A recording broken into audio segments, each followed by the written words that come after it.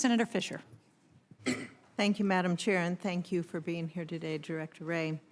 I continue to be concerned about the threat that the Chinese Communist government poses to critical infrastructure in the United States, especially when it comes to cybersecurity. In Nebraska, this presents distinct vulnerabilities for our agriculture industry and the nation's food supply. For instance, malicious code contained planting data and harm crop yields. It also can be used by foreign actors to steal our ag innovation. What internal mechanisms is the FBI relying on to counter cyber threats to the agriculture industry from China specifically? So we are specifically concerned, not just as you are, about the China threat more broadly, but about the China threat as it relates to agriculture in particular. I have visited our Omaha office a couple times. I met with our partners there, and I know from firsthand experience and contact with them that they are acutely focused on specifically the threats to agriculture. In fact, they're holding, I think, a big summit soon that I was hearing about that's bringing people from all over the state and the region, again, very much focused on this issue.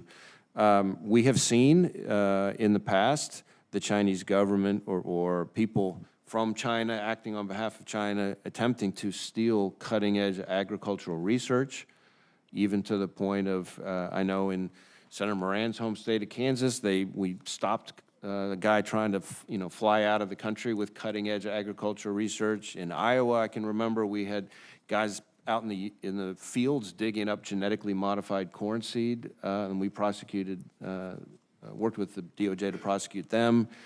So there's the theft, the IP theft part, and we know that China has specifically identified agriculture as one of its areas that it wants to target. It's quite explicit about that. So that's a concern. You also brought up, I think, the critical infrastructure dimensions of this, and we have seen the Chinese government attempting to target multiple sectors, civilian sectors, to pre-position to potentially cause havoc at a time and place of their choosing, and so that's something that we're really trying to focus on. So, can you tell us that in this setting, specifically what sectors and where that's happened, or should it be in a closed session? There's some sectors I could share publicly.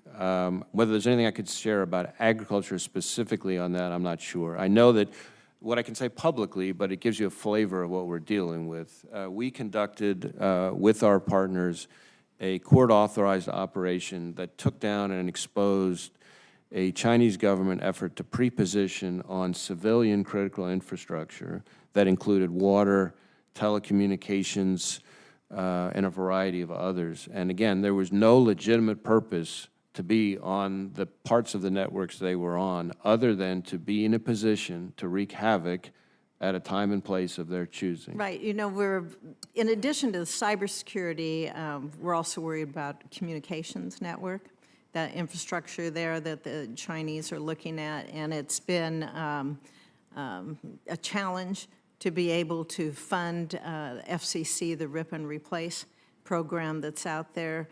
So we know that the Chinese have that telecom equipment there. We know the security risks that are involved. Are you able to share any updates today from the FBI's work to evaluate the Chinese network gear that's located especially next to U.S. Military installations? Again, if you could do it here, or if it would need to be in a closed setting. Western Nebraska has assets. Yeah, on the communications side and the whole rip and replace issue, that's probably something better reserved for another setting.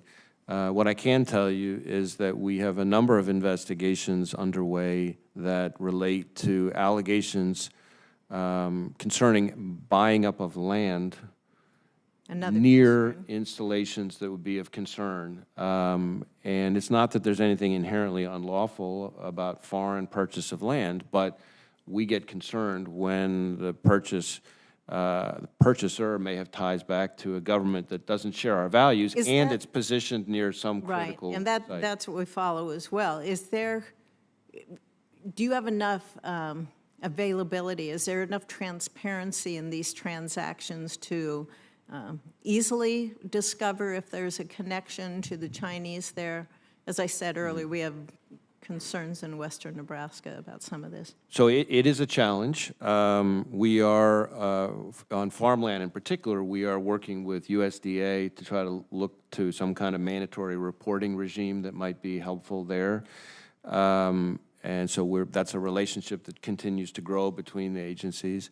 I would say that the Chinese government, now that more and more businesses, states, countries are wise to what they're up to, are making it harder to trace transactions. And they're not just sort of looking at the combined efforts of us and our partners and just saying, never mind. They're doubling down and trying to figure out how to be more creative to try to hide the hand of the Chinese government in some transactions. So we are having to work that much harder with partners to try to to sleuth out the involvement of some state nexus.